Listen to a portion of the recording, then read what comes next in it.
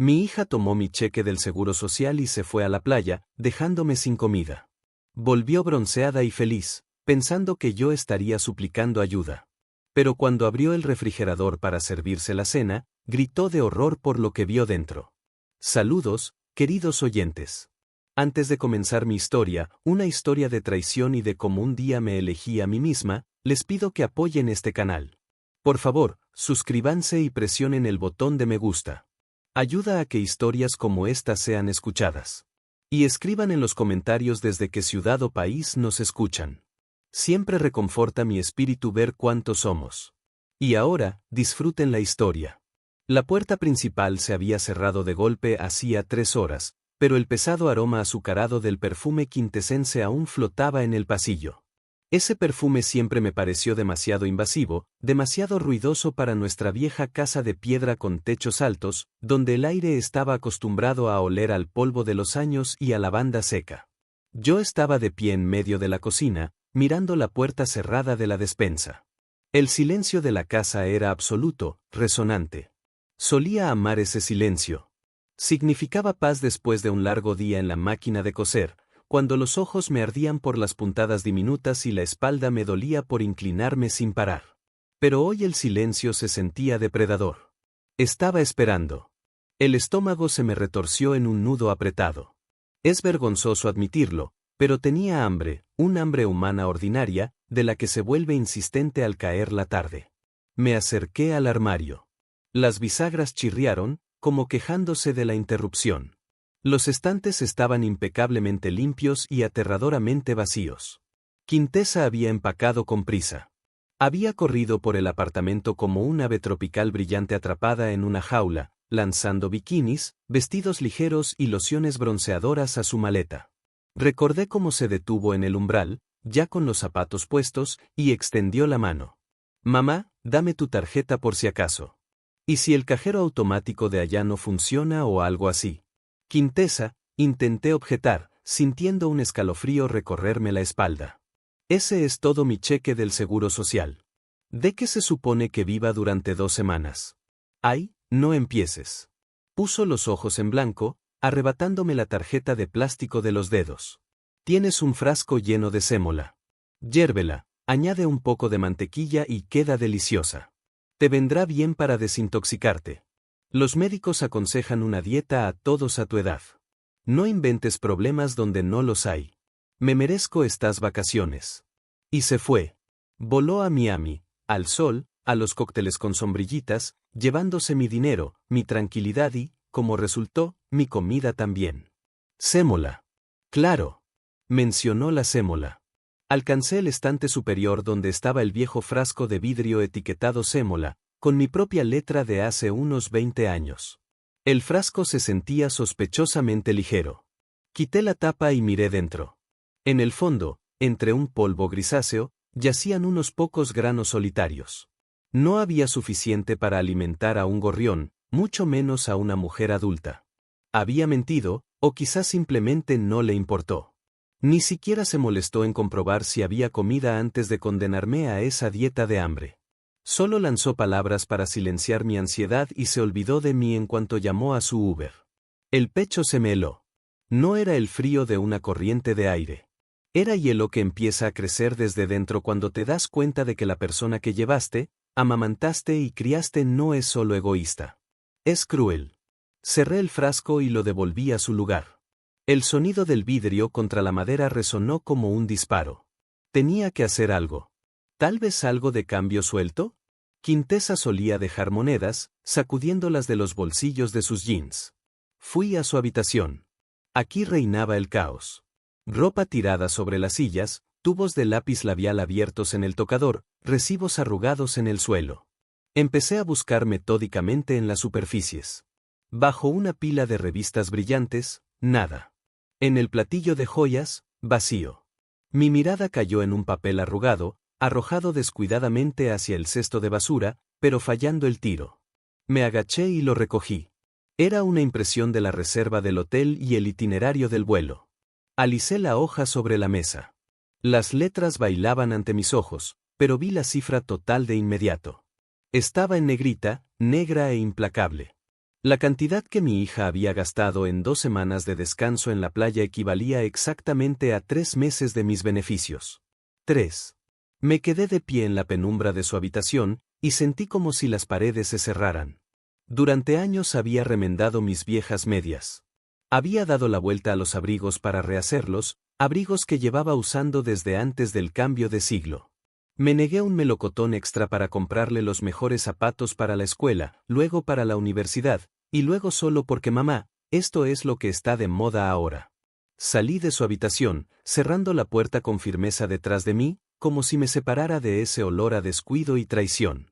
La sala de estar me recibió con una grandeza silenciosa. Entré.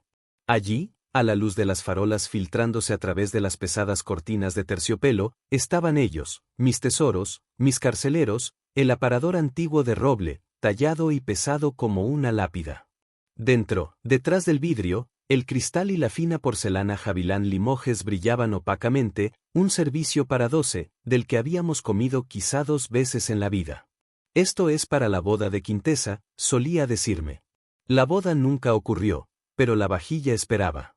Sobre la cómoda había un servicio de té de plata que me había llegado de mi abuela. Junto a él, un joyero con piezas que nunca usé porque ¿a dónde iría una anciana como yo con esto? Que se quede para los nietos. En el armario del pasillo colgaban abrigos de piel con olor a naftalina, que Quintesa llamaba despectivamente recolectores de polvo, pero que valían una fortuna.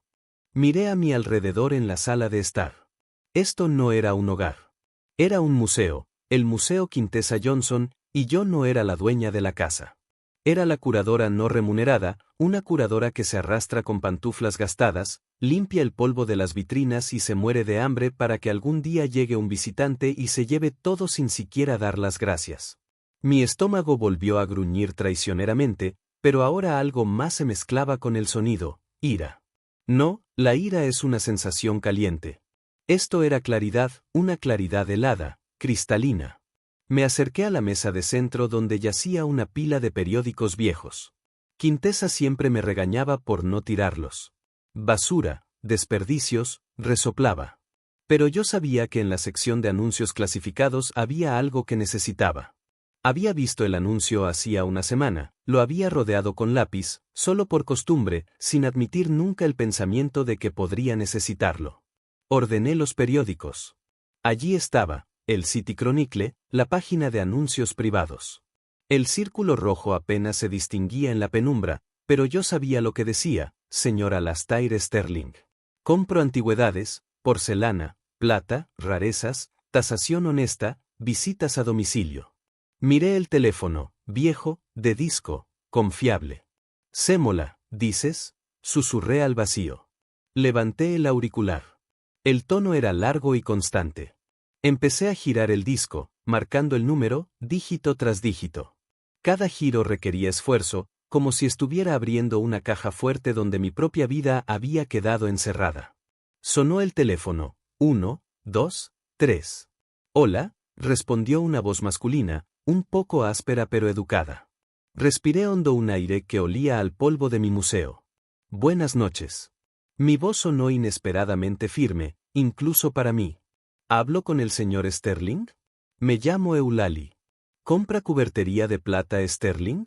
Sí, respondió, y en su voz apareció un interés profesional.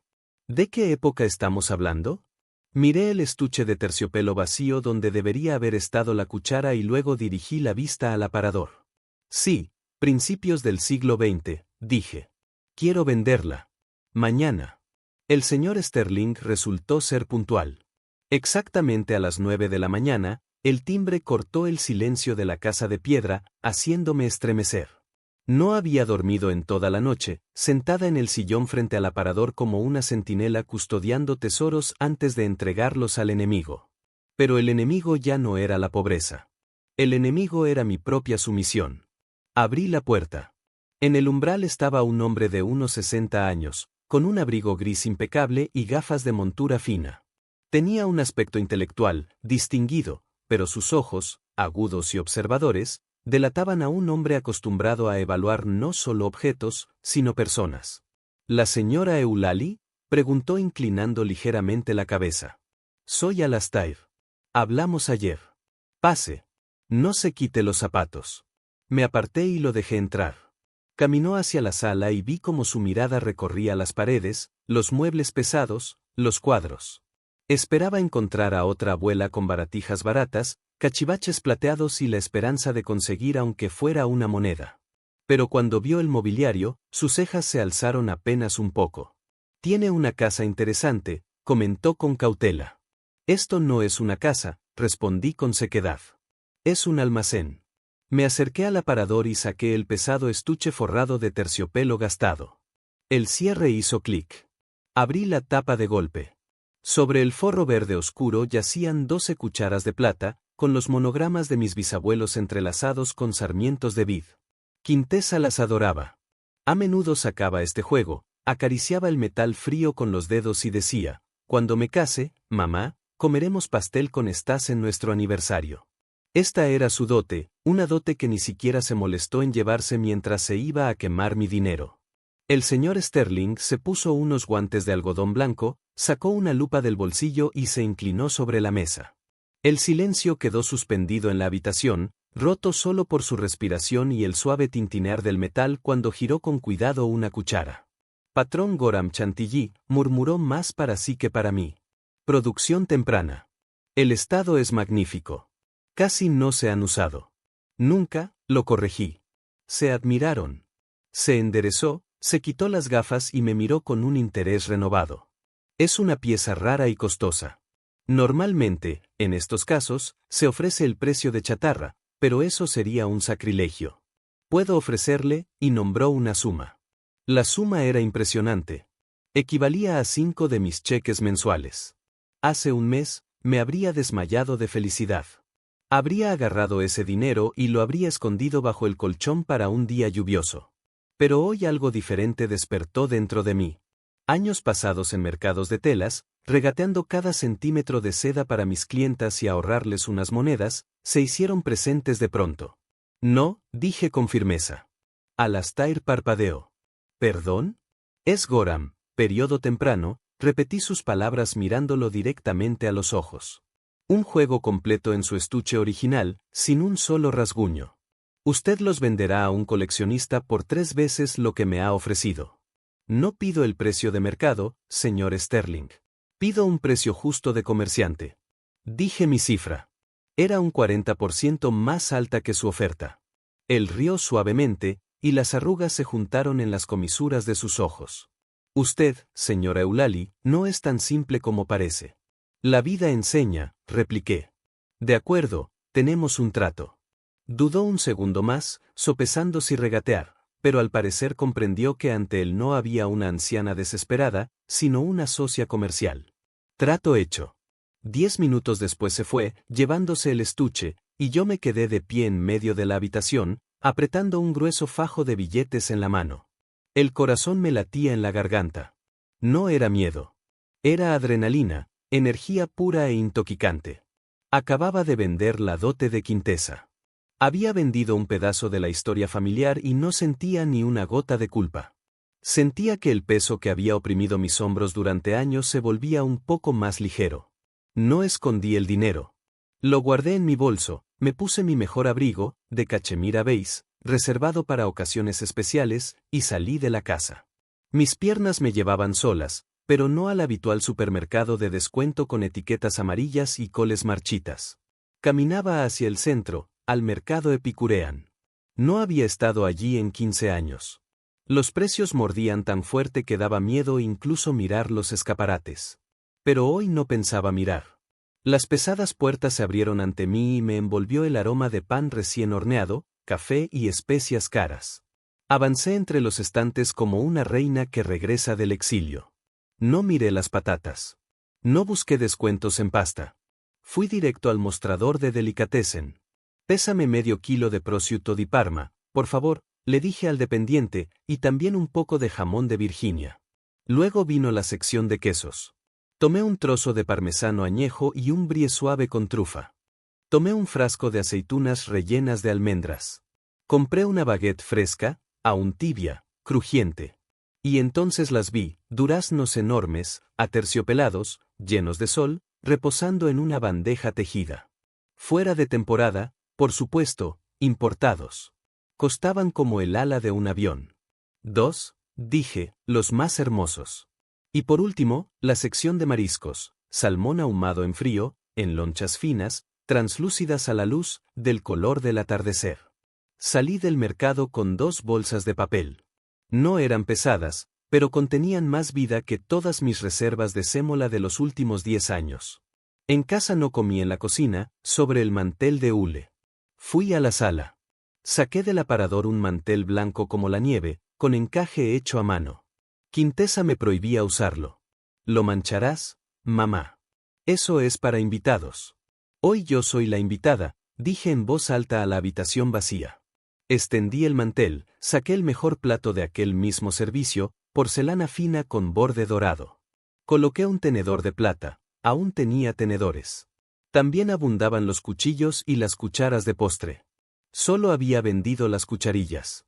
Dispuse mis compras, enrollé las lonchas de jamón en rosetas, corté el queso en cubos, aceitunas, salmón, pan caliente que partí con las manos, desmigándolo sobre el mantel y el durazno. Mordí y el jugo dulce salpicó mis labios. El sabor era increíble. No era solo el sabor de la comida. Era el sabor de la libertad, el sabor de saber que existo, que soy importante, que mi cuerpo, mi estómago, mis deseos importan. Comí despacio, saboreando cada bocado, acompañándolo con té negro en una taza ceremonial.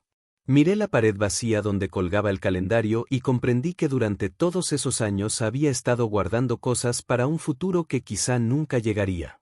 Vivía esperando que alguien apreciara mi sacrificio. Pero los sacrificios no se aprecian, se usan. Cuando terminé, solo quedaron migas en el plato. Sentí una saciedad que no había experimentado en mucho tiempo, una saciedad tranquila y digna. Me levanté y fui al aparador.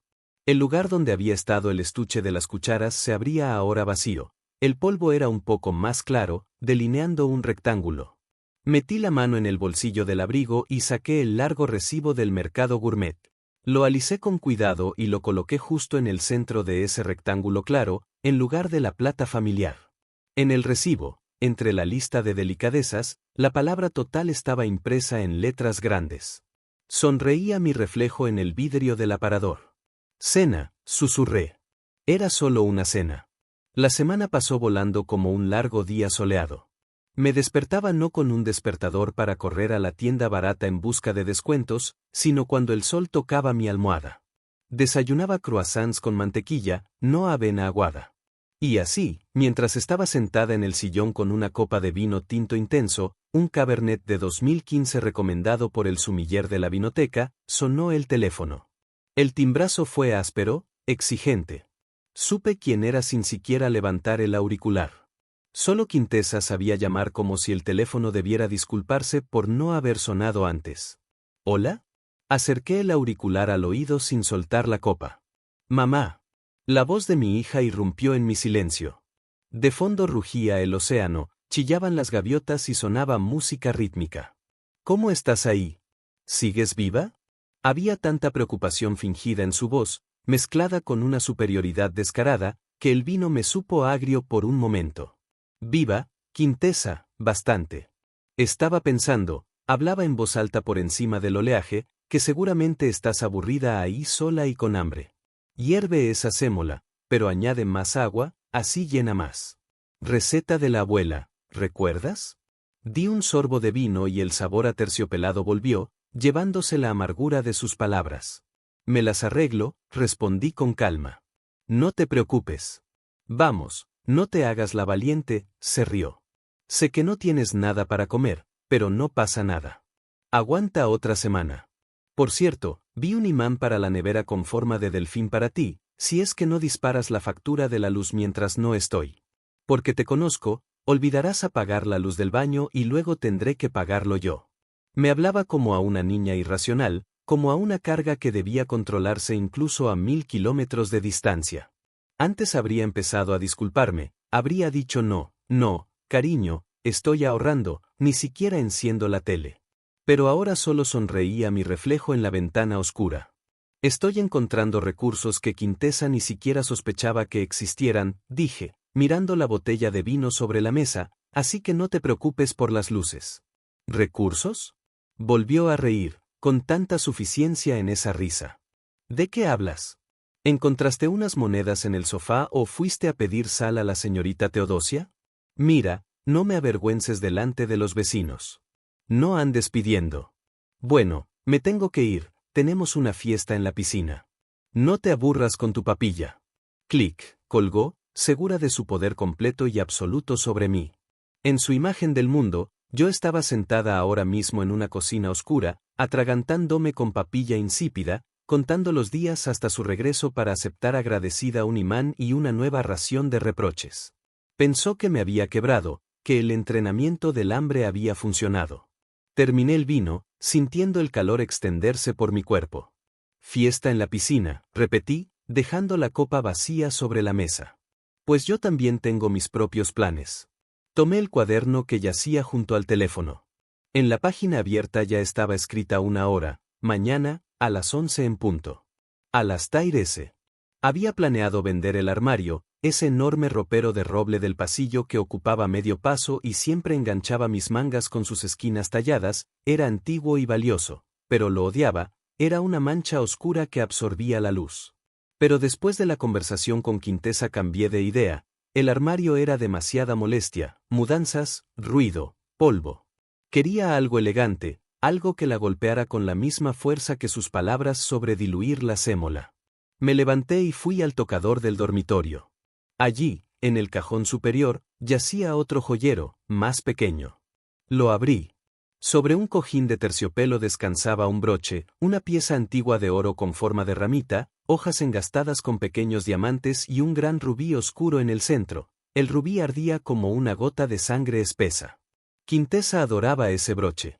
Nunca pedía permiso, simplemente lo tomaba cuando salía a una cita o a una fiesta de oficina.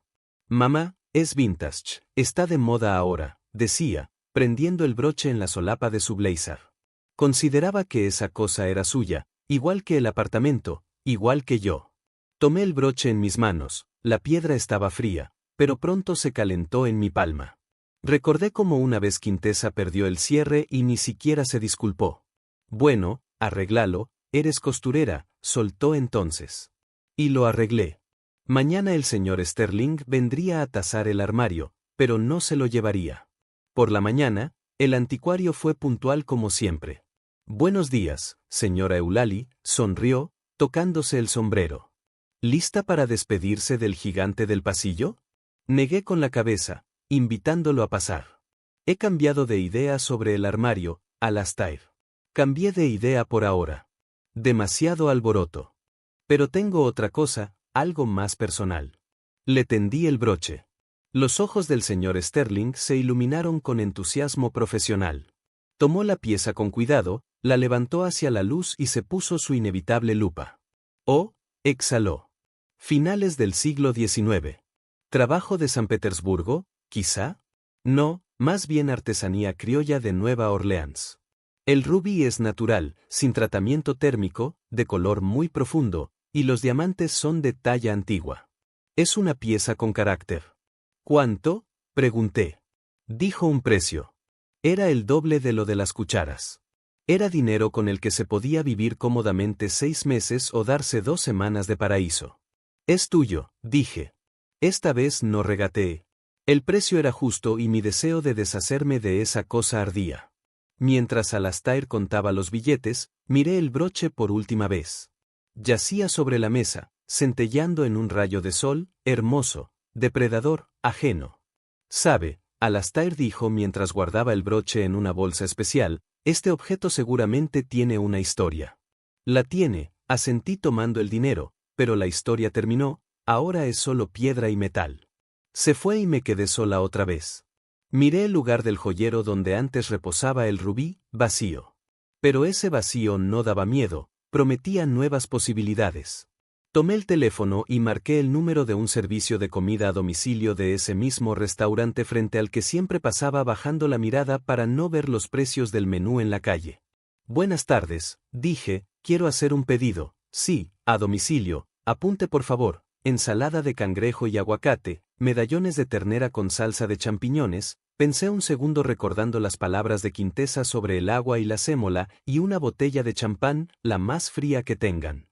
Colgué y sentí un resorte tensarse dentro de mí. Quintesa volvería en una semana. Buscaría su broche vintage favorito para lucir su bronceado y sus joyas nuevas ante sus amigas. Que lo busque. Mientras tanto, yo brindaría por su salud y por el hecho de que si encontré recursos, no en el sofá, sino en el respeto propio que por fin recuperé.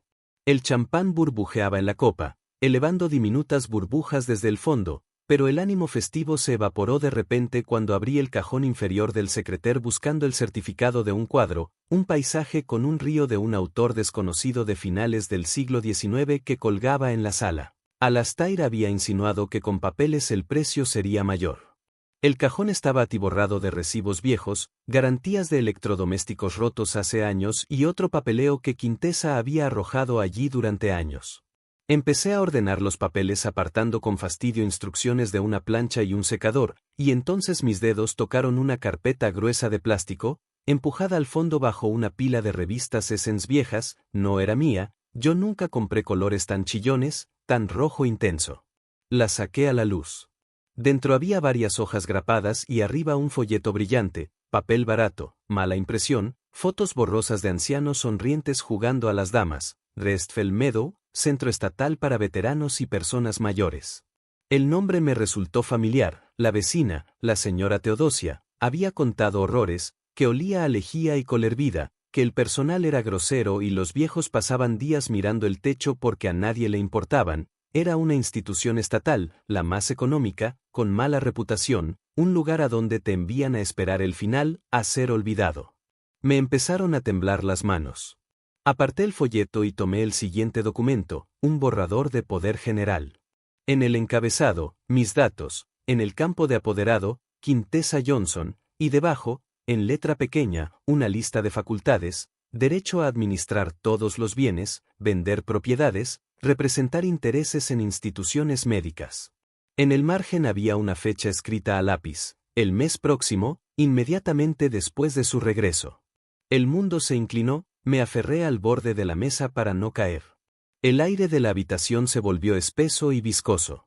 Esto no era solo egoísmo, era un plan frío y calculado.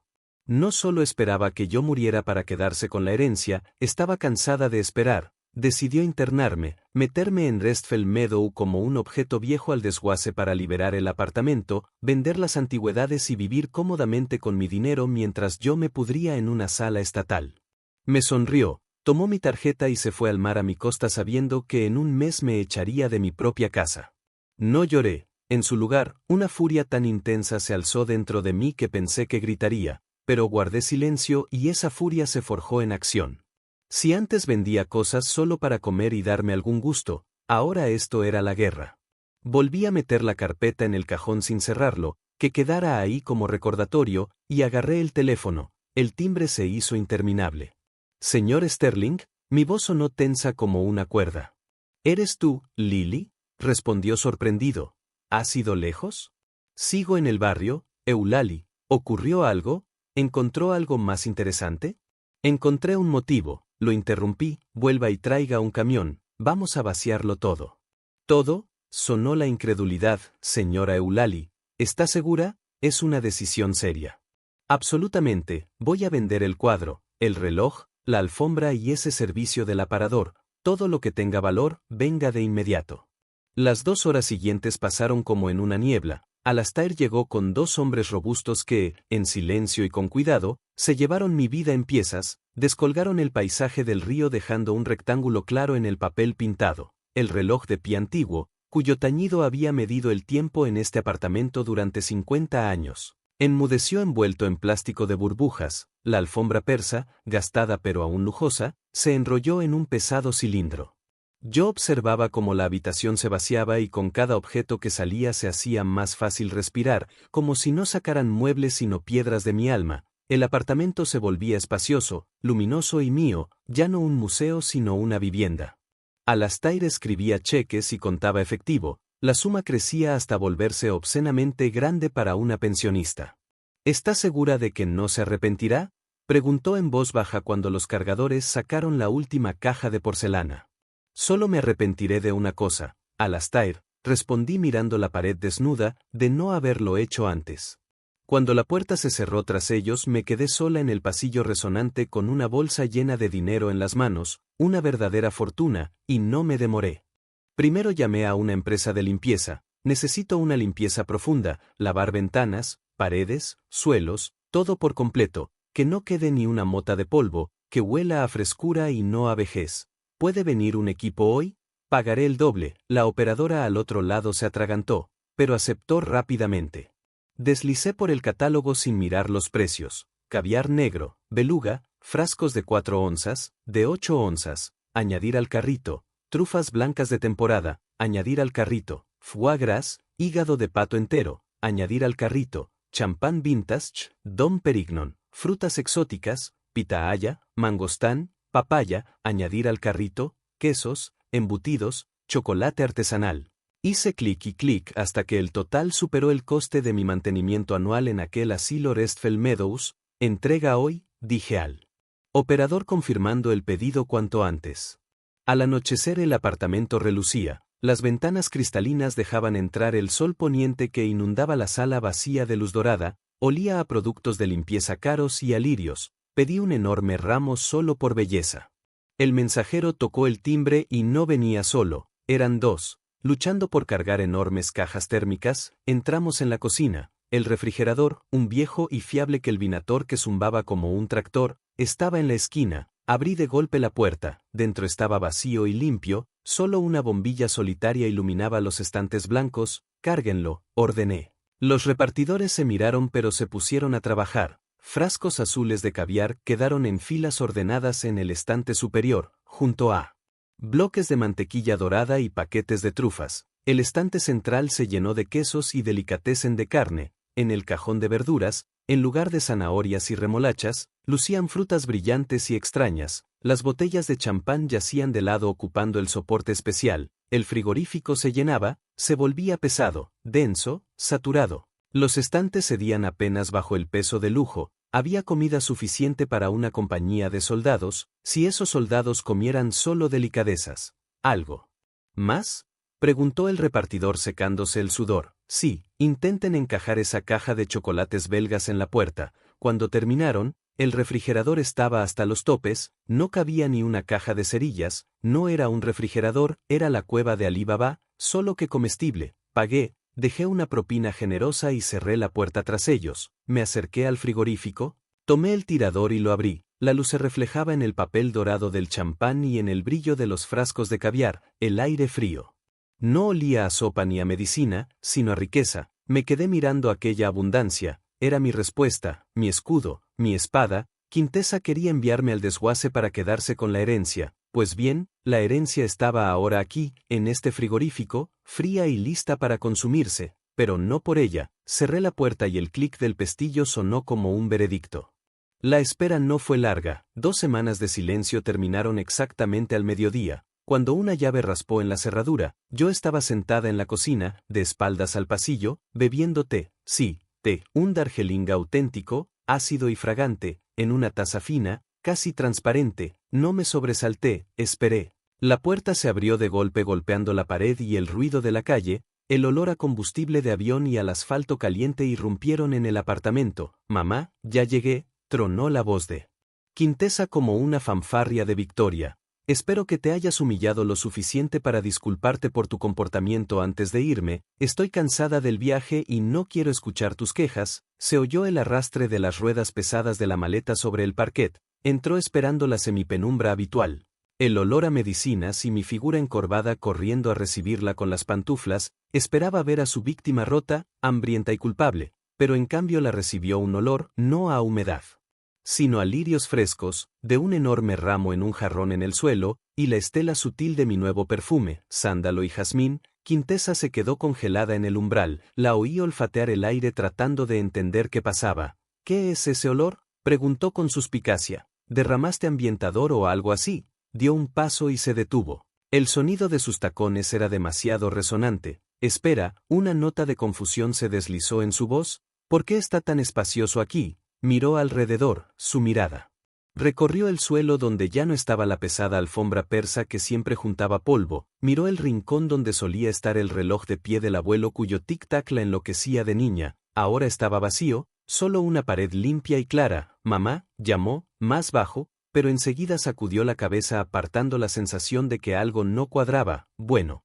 luego veremos dónde volviste a meter todo, tengo un hambre de lobo. Nos dieron basura en el avión, dejó el bolso en el suelo y marchó decidida hacia la cocina. Yo ni siquiera me giré, solo di otro sorbo de té y dejé la taza en el platillo. Clink, un sonido suave pero nítido. Quintesa entró en la cocina, estaba roja de bronceado, con la nariz pelándose, llevaba un vestido veraniego de flores que parecía ajeno a esta cocina limpia y sobria. Entonces, ¿qué tenemos?, preguntó agresiva, sin saludarme realmente. Apuesto a que no cocinaste nada excepto tu papilla, podría comerme un sándwich ahora mismo, incluso con mantequilla si la tuya no se ha puesto rancia. Pasó junto a mí como si fuera un mueble. Yo me senté erguida, cuadrando los hombros con una nueva bata de seda color esmeralda, pero no reparó en ella ni en mi calma. La guiaban el hambre y la costumbre de mandar. Se acercó al frigorífico. Su mano con esmalte saltado alcanzó el tirador. Ya había tomado aire para empezar una diatriba sobre lo mala anfitriona que era yo,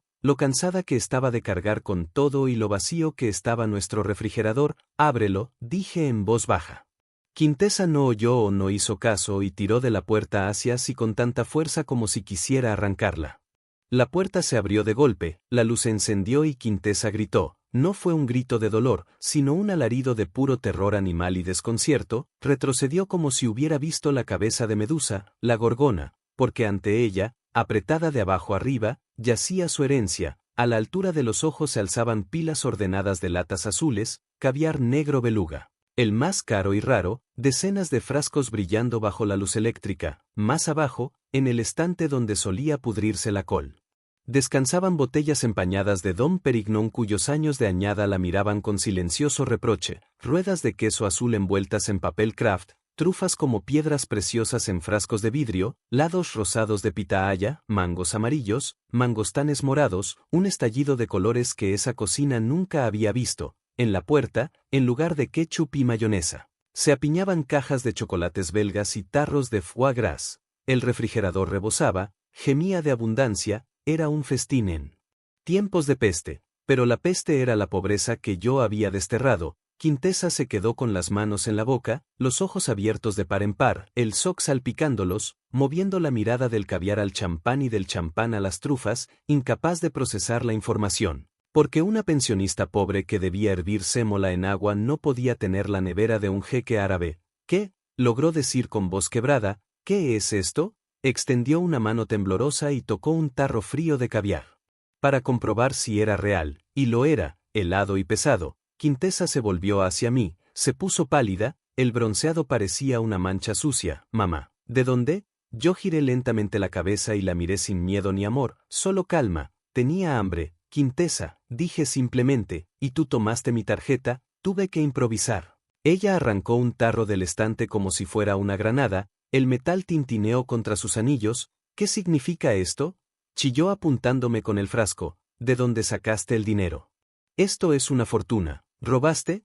¿Pediste un préstamo? ¿Sabes cuánto interés te cobrarán? No esperó respuesta, dio vueltas por la cocina con la mirada febril hasta que se congeló y miró hacia el pasillo. Empezando a entender la ausencia, lanzó el tarro a la mesa, rodó con estrépito casi volcando mi taza, y corrió al salón. Oí pasos, cajones abrirse y su grito de pánico. ¿Dónde está el joyero, mamá? Volvió con el estuche de terciopelo vacío de las cucharas, abierto como la boca de una bestia muerta. Las cucharas, la plata, jadeaba, el broche de rubí, el reloj. Mamá, ¿dónde está el reloj? Miró alrededor viendo ahora cada falta, los claros en el papel pintado, la esquina vacía sin el reloj, el parquet desnudo sin la alfombra. Nos han robado, exhaló horrorizada. Dios mío, mientras yo no estaba dejaste entrar a alguien. ¿Olvidaste cerrar?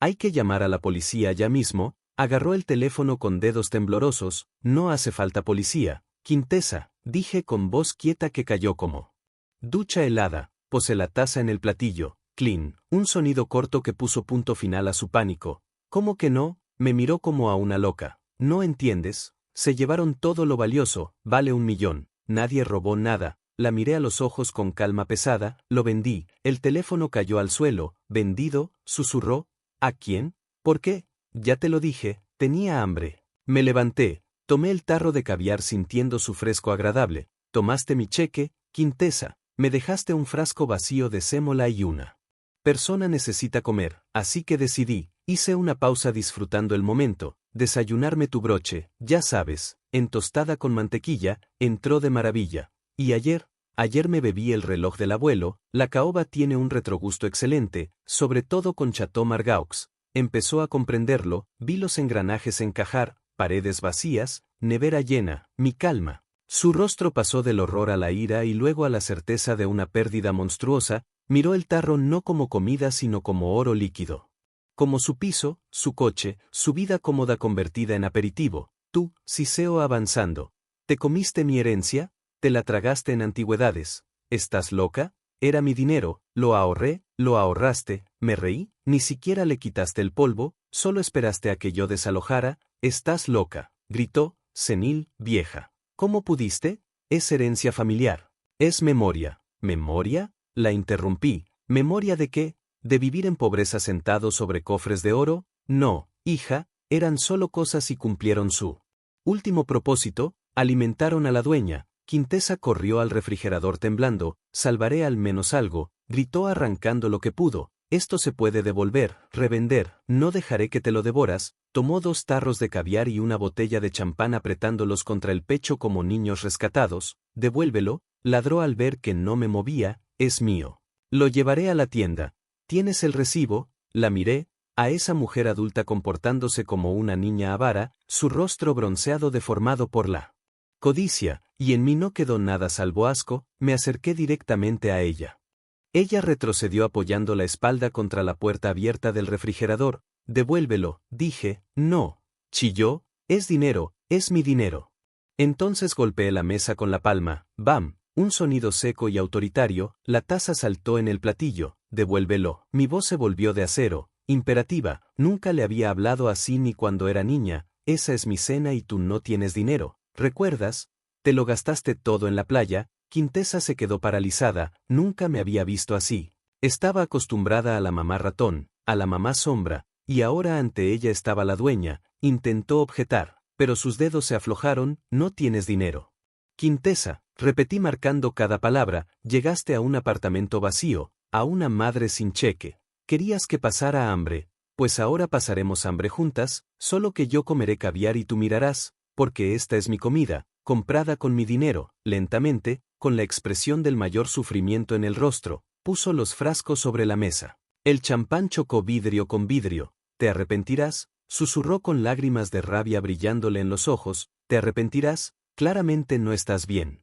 Una persona normal no haría esto. Se enderezó y apareció en su cara una determinación nueva y aterradora. Voy a llamar a un médico ahora mismo. Eres peligrosa para ti y para otros, estás vendiendo bienes en un ataque de locura, necesitas tratamiento y las transacciones serán anuladas. Se dio la vuelta y salió corriendo de la cocina recogiendo el teléfono del suelo. Hola, 911, necesito una ambulancia, ayuda psiquiátrica urgente, mi madre tiene un episodio psicótico agudo. Me quedé escuchando su llamada sin miedo, tomé el frasco de caviar que acababa de sostener y lo abrí con calma. El clic de la tapa sonó como un disparo de salida antes de la carrera final. Pruébalo, dije en voz baja recogiendo los granos negros con una cuchara, intenta demostrarlo. 20 minutos después sonó el timbre, Quintesa corría por el pasillo como un animal herido hasta que por fin abrió. Entren rápido, está en la cocina, está completamente fuera de sí, pero en el umbral no había camilleros de bata blanca.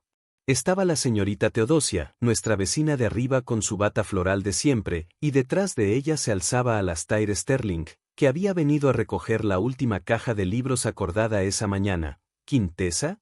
Parpadeó Teodosia sorprendida al ver a la hija descompuesta. ¿Qué son todos esos gritos? Pensé que había un incendio, y este caballero también llamó. Señorita Teodosia, usted es testigo. Quintesa la agarró del brazo y la arrastró al apartamento. Mamá ha perdido la cabeza. Vendió todo, absolutamente todo, muebles, plata, cuadros, compró comida con ese dinero y está ahí sentada comiendo, es psicosis senil. ¿Lo leí? No sabe lo que hace, necesito confirmación para anular los tratos, Usted vio que siempre fue rara. Quintesa llevó a la vecina a la cocina donde yo estaba sentada untando mantequilla en una tostada crujiente, tranquila, con la misma bata esmeralda elegante, el pelo arreglado y un maquillaje ligero que no usaba desde hacía 10 años. Teodosia se quedó helada en la puerta, esperaba ver a una anciana loca en harapos tirando dinero y vio a una mujer que se veía mejor que en los últimos 20 años. ¿Yulili? Preguntó con cautela. Quintesa dice, ¿estás enferma? Estoy sana. Teodosia, le sonreí y le hice un gesto para que entrara. ¿Le apetece té, Earl Grey y un sándwich con caviar de verdad? Los ojos de Teodosia se abrieron al ver la mesa. ¿Con caviar? Repitió débilmente. No entiende, gritó Quintesa dando un pisotón. ¿No ve? Derrochó una fortuna en delicadezas, es una señal clara de demencia, pérdida del control financiero. En ese momento entró el señor Sterling en la cocina y carraspeó con delicadeza. Disculpen, señoras, la puerta estaba abierta. Quintesa se abalanzó sobre él como un halcón. ¿Y usted? Es un estafador, se aprovechó del estado indefenso de una anciana, lo demandaré. Devolverá todo, mi madre es incompetente. El señor Sterling ni se inmutó, colocó su maletín en una silla, sacó las gafas y se las puso. Incompetente, repitió suavemente, permítame disentir. Llevo 40 años en el negocio de antigüedades, he visto a muchos vendedores. Y puedo asegurarle que su madre es una de las negociadoras más perspicaces y duras que he conocido. Sacó una carpeta de documentos de su maletín. Aquí están los contratos de compraventa de cada objeto, firmados personalmente por la señora Eulalie. Y observe que a cada contrato se adjunta un certificado notarial que acredita que la vendedora está en pleno uso de sus facultades mentales. Organizamos esto precisamente por escenas familiares como esta. Quintesa arrebató los papeles, sus ojos recorrieron líneas, sellos, firmas y timbres notariales, todo estaba limpio, legalmente impecable, pero jadeó, pero se está comiendo el dinero, eso no es normal. ¿Y qué es normal, Quintesa? Intervino de pronto la señorita Teodosia, que ya estaba sentada a la mesa dando un bocado con apetito a un sándwich de $50. Yulili se sacrificó por ti toda su vida, llevó el mismo abrigo durante 10 años. ¿Y tú alguna vez le compraste siquiera una barra de chocolate? ¿Y ahora por qué? Vendió sus propias cosas para comer como un ser humano. Resulta que está loca. Quintesa estaba al borde de la histeria, su plan se desmoronaba, sus argumentos se convertían en polvo. Era mi herencia, no tenía derecho. Sí lo tenía. Intervino el señor Sterling recuperando la carpeta. Es su propiedad y dispuso de ella como consideró conveniente. El silencio cayó en la cocina. Quintesa quedó en medio, roja, sudorosa, humillada, todos la miraban, yo con calma helada, Alastair con indiferencia profesional, Teodosia masticando con juicio. Quintesa comprendió que había perdido la batalla del diagnóstico, llamar a médicos era inútil, a la policía aún más. Bien, siseo entrecerrando los ojos, ganaste esta ronda, mamá, cómete todo lo bueno, pero aún tenemos que vivir, y cuando se te acaben tus delicadezas, ¿quién te dará un vaso de agua? Yo. No cuentes con ello, no te lo perdonaré, vivo aquí y convertiré tu vida en un infierno, te arrepentirás de no haberte muerto de hambre. Se giró para irse y dar un portazo creyendo que aún tenía un último as bajo la manga, su presencia, su juventud, su capacidad de intimidarme. Alto, dije sin alzar la voz, pero algo en ella la detuvo. Abrí lentamente el cajón de la mesa, el mismo donde había puesto lo encontrado en su habitación. ¿Te preocupa tanto mi futuro, Quintesa? ¿Quién me dará un vaso de agua, donde viviré cuando sea muy vieja? Saqué el folleto rojo de Restfeld Meadow Estate Facility y el borrador del poder notarial. Quintesa palideció de golpe al reconocerlos. ¿De dónde? Susurró. Buscaba cambio, dije levantándome. Recuerda que me dijiste que buscara monedas sueltas. Encontré esto. Arrojé el folleto sobre la mesa y se deslizó hasta quedar frente a ella. Ancianos sonrientes la miraban desde el papel barato. Planeabas internarme allí en un mes, afirmé. Querías vender la casa, quedarte con el dinero y mandarme a morir en una sala estatal con olor a lejía. La señorita Teodosia se llevó la mano a la boca. El señor Sterling frunció el ceño con disgusto. Mamá, no es lo que piensas, balbuceó Quintesa retrocediendo. Es solo por si acaso, es un buen sanatorio. Cállate, la interrumpí. Sé qué clase de lugar es y sé que es un poder notarial. Me acerqué y puse el folleto en su mano flácida. Estabas tan preocupada por la vivienda de ancianos. Tómalo, guárdalo para ti, te será útil cuando envejezcas. ¿Qué? Parpadeó sin comprender. Porque ya no vivirás aquí, dije con calma y firmeza. Fuera, no puedes echarme. Chilló recuperando la voz. Estoy empadronada aquí, es mi casa. Este es mi apartamento, dije, y cambié las cerraduras esta mañana. Tus llaves ya no sirven, y tus cosas. Asentí hacia la maleta en el pasillo. Ya están empacadas. Llamaré a la policía, te demandaré. Demandar, me encogí de hombros. Mientras el tribunal se ocupa, no tienes dónde vivir, y si intentas forzar la puerta, el señor Sterling es testigo de que me amenazas, y Teodosia también. Miré a la vecina y asintió con decisión. Lo confirmaré, Eulalie, y le diré al policía que quería enviarte al asilo de pobres. Quintesa nos miró a los tres, al muro unido contra el que su codicia se estrelló, comprendió que era el final, agarró su maleta. Malditos, gritó con un chillido, atragántense con su caviar, ojalá muera sola.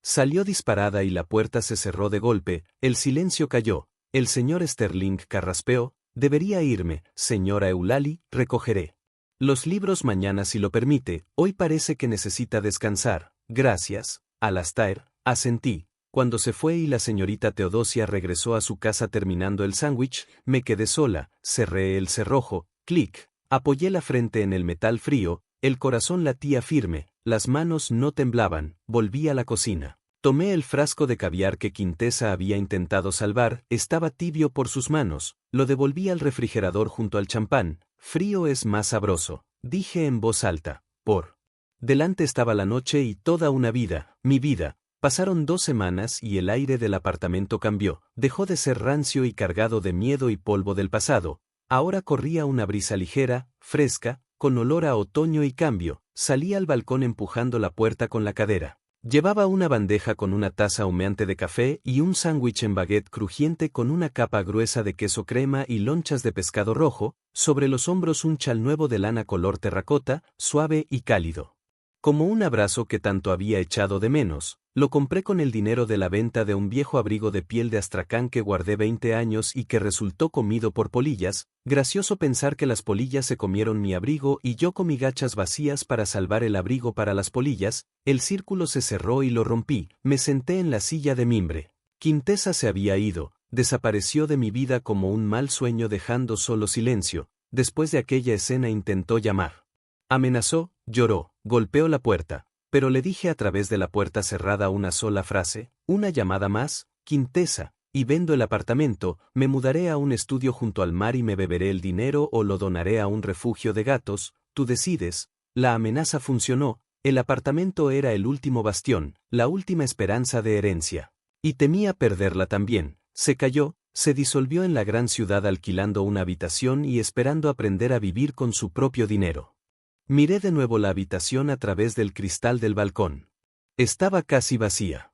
Sin armarios voluminosos, sin rincones oscuros, solo luz, espacio y las pocas cosas que realmente me gustaban.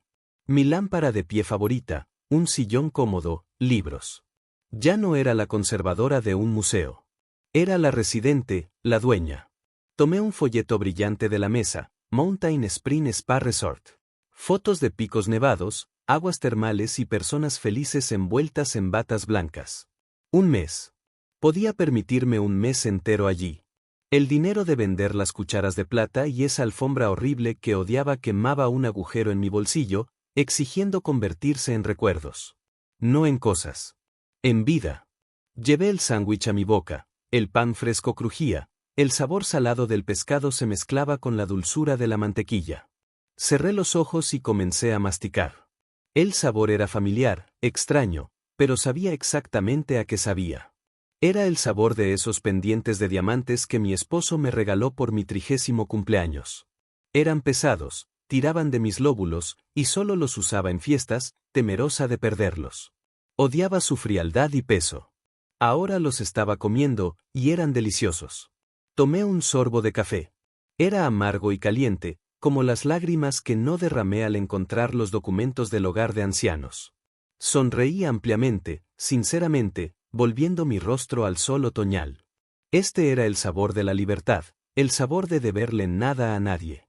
El sabor de que mi vida me pertenece hasta el último aliento, hasta el último centavo, hasta la última migaja. Di otro bocado, y ese bocado fue el más delicioso de mi vida. Esa es la historia, queridos oyentes. Una historia sobre cómo un día la copa de la paciencia se desborda y una persona toma una decisión. Una decisión a favor de sí misma. ¿Qué opinan? ¿Hizo Eulalie lo correcto?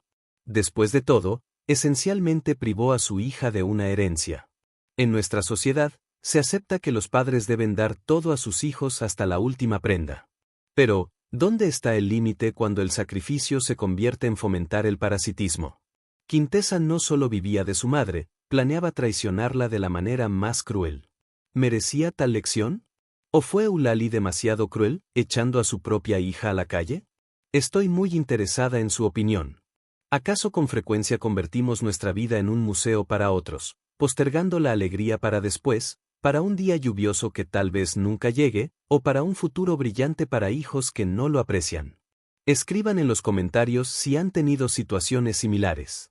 ¿Podrían actuar con la misma determinación que nuestra heroína? Si les gustó esta historia, si tocó las fibras de su alma, por favor denle like a este video.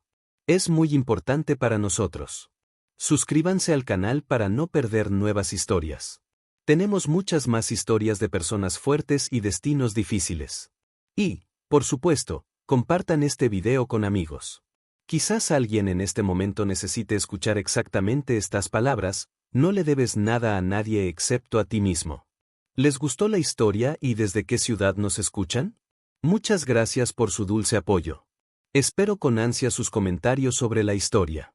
En la pantalla pueden ver 2 nuevas historias de vida que recomiendo mucho. Hay mucho más en mi canal, no olviden suscribirse. Nos vemos en la próxima historia de vida con amor y respeto.